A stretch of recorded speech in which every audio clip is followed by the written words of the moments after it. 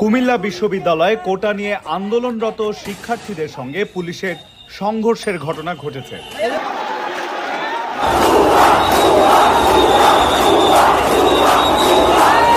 সম্মানিত দর্শক মণ্ডলী, গুরুত্বপূর্ণ একটি ভিডিও নিয়ে হাজির হয়েছে। যে ভিডিওটি দেখলে রীতিমতো আপনি অবাক হতে বাধ্য হবেন। আজকে সারাদিন সেই দুনিয়া কাঁপানো আপডেট ভাইরাল বিষয়গুলো নিয়ে হাজির হয়েছে। শিক্ষার্থীদের মাঝে যে আন্দোলন হচ্ছে এবং শিক্ষার্থীরা যা করছে এবং এক দফা দাবি আদায় নিয়ে যে মাঠে নামছে, তারা কী কর্মসূচির সামনে পালন করতে যাচ্ছে, সব বিষয় থাকবে ভিডিওতে। তাই না টেনে ভিডিওটি শেষ পর্যন্ত দেখতে থাকুন। নতুন হলে সাবস্ক্রাইব করে একটি লাইক করে শেষ পর্যন্ত দেখুন।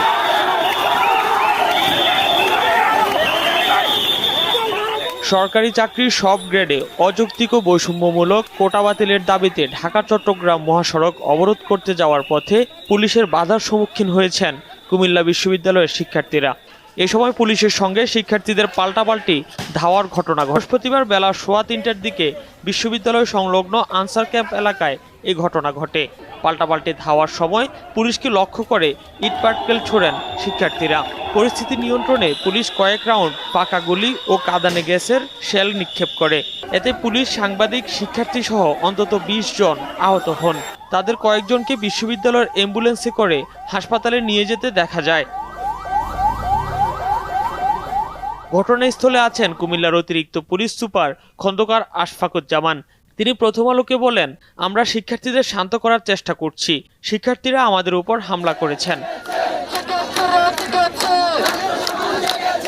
আন্দোলনরত শিক্ষার্থীরা জানান, কেন্দ্রীয় কর্মসূচির অংশ হিসেবে বিকেলে ঢাকা চট্টগ্রাম মহাসড়কের কুমিল্লার কোটবাড়ির দিকে যেতে চাইলে পুলিশ তাদের বাধা দেয়। সর্বপ্রথম এখানে অবস্থান করছি আমাদের ইউনিভার্সিটি হলে যারা বেঁচে বাইরে থাকে সেই বাইরের জন্য। সর্বপ্রথম পুলিশরা আমাদেরকে এখানে চার্জ করে, আমাদের গায়ে লাঠি দিয়ে আমাদেরকে লাঠি দিয়ে চার্জ করে, আমাদের লাঠি দিয়ে চার্জ করে এখান থেকে ভাগিয়ে দেয়। তারপর আমরা ফেসবুকের মাধ্যমে জানতে পারি ক্যাম্পাসে আমার ভাইদেরকে লাঠি চার্জ করা হয়েছে, আমার ভাইদের গুলি করা হয়েছে। কুমিল্লা বিশ্ববিদ্যালয়ে দুটা গ্রুপ থাকে, একটা থেকে ক্যাম্পাস এরিয়া, একটা থেকে শহরে। আমরা যারা শহর থেকে এসেছিলাম, আমরা সংখ্যায় কম ছিলাম। পুলিশ আমাদের এই জন্য হুমকি দিয়েছিল এবং আমার এই ছোট ভাইকে সে বলতেছে নাকি গিরা ভেঙে ফেলবে। আমরা তো কিছু বলি নাই, আমাদের হাতে কোনো অস্ত্র ছিল না, আমরা নিরস্ত্র ছিলাম। আর আমি বলে দিতে চাই যে এই যে লাঠি চার্জ করলো, আমাদের ভাইদের রক্তাক্ত করলো, আমরা এখন আরো কঠোর আন্দোলন দিব, দেখি কে আমাদেরকে থামায়।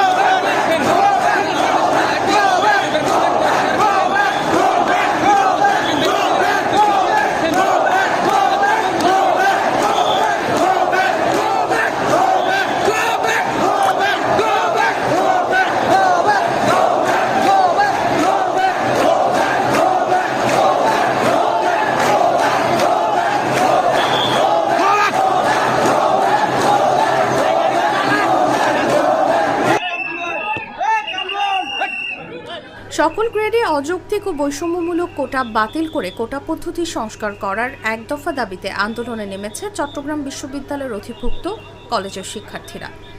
বাংলা ব্লকেট কর্মসূচি পালন করতে সড়ক ও রেলপথ অবরোধের সময় চট্টগ্রাম বিশ্ববিদ্যালয়ের শিক্ষার্থীদের ওপর লাঠিচার্জ করেছে পুলিশ। এতে কয়েকজন আহত হয়েছেন। এই প্রতিবেদন লেখার সময় শিক্ষার্থীরা ছত্রভঙ্গ হয়ে মিছিল নিয়ে ১৬ শহরের দিকে যাচ্ছিল।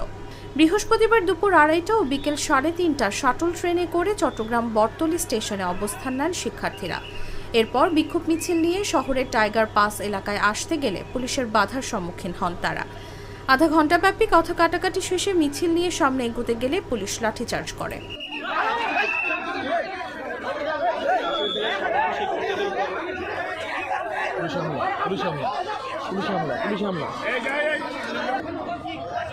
সম্মানিত দর্শক, রীতিমতো আপনার মতো আছেন কোটা বিরোধী আন্দোলনে ছাত্ররা কিন্তু খেপে গিয়েছে। রীতিমতো পুলিশের সাথে বাক বিতণ্ডতা জড়িয়ে পড়ছে, একের পর এক সংঘর্ষ হচ্ছে। সব মিলে কিন্তু একটি অরাজকতা অবস্থা সৃষ্টি হচ্ছে। দেশের পরিস্থিতি একটি নাজুক পরিস্থিতির মধ্যে যাচ্ছে। এই সকল বিষয়গুলো যদি আমরা একত্রিত করি তাহলে বোঝা যায় যে বাংলাদেশের আভ্যন্তরীণ এবং বাহ্যিক এবং কি আন্তর্জাতিক সব দিক থেকে বাংলাদেশের একটি বিপজ্জনক অবস্থার মধ্যে রয়েছে। সুতরাং আমরা বলতে চাই যে সব বিষয় থেকে উত্তোলন হতে প্রথমে আমাদের শিক্ষা ব্যবস্থাকে উন্নত করতে হবে, এমনকি ছাত্রদের অবস্থান এবং তাদের দাবি দাওয়াকে গুরুত্ব দিতে হবে। এরপরে রাজনৈতিক অবস্থাকে হাতে কলমে সাজাতে হবে এবং সুন্দর থেকে সুন্দর পরিবেশ গড়তে হবে। তাহলেই কিন্তু দেশের পরিস্থিতি বিশ্বের ময়দানে সুন্দর এবং স্বাচ্ছন্দ্য বোধ করবে। আজকে আমরা দেখেছি যে জাতিসংঘের এবং কিওর প্রতিনিধি কিন্তু